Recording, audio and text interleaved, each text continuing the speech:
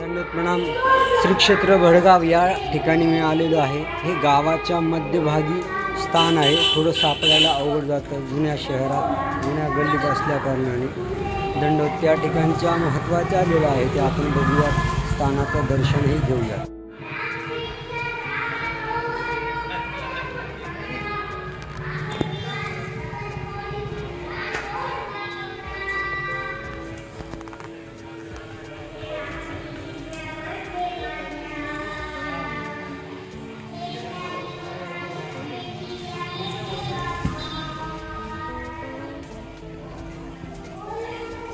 हे उंचावा असल्यासारखं मंदिर आहे, गडी डबल मजली।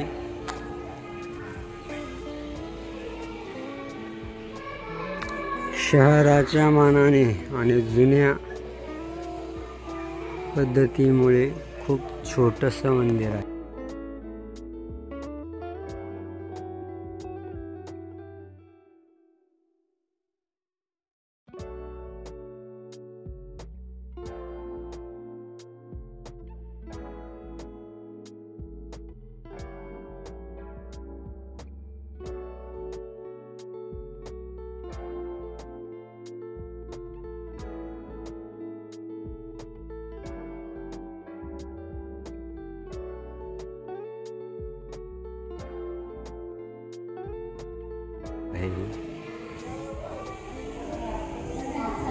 स्वामी पूर्वार्ध काळामध्ये आपल्या भक्तांसह कनाशिवून इथे आले, परंतु गावाच्या बाहेर असलेल्या देवळामध्ये 3 दिवसाचं वास्तव्य होतं।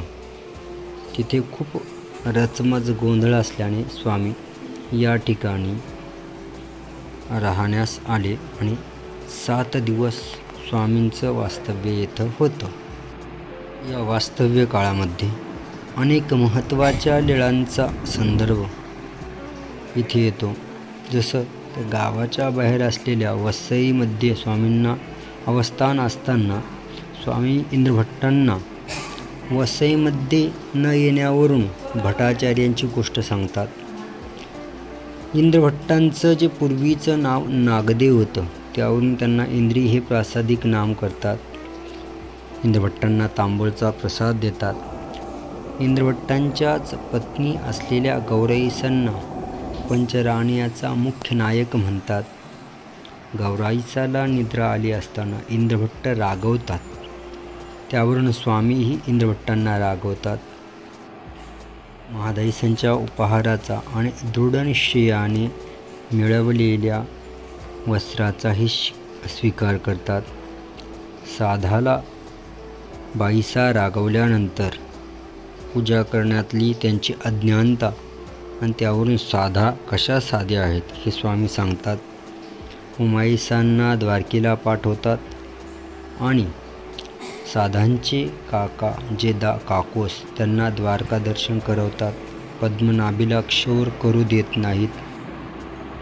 साधांच्या लाडू करण्याच्या पद्धतीहून स्वामी त्यांचा उपहास करतात, म्हणजे त्यांची मज्जा घेतात कशा, अशा महत्त्वपूर्ण लीळा इथे आहेत। मी आत्ता फक्त या गावातल्या स्थानाला आलेलो आहे। गावाच्या बाहेरही स्थान आहेत।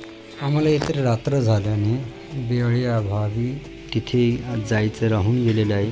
या 10 दिवसांच्या वास्तव्यानंतर स्वामी इथून पाचोऱ्याला गेलेले आहेत।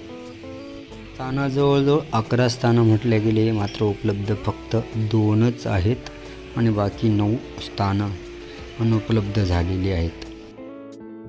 पुन्हा भेटूया पुढील स्थान दर्शन व्हिडिओमध्ये। सर्वांनी लाईक करा, शेअर करा, सबस्क्राईब करा। धन्यवाद।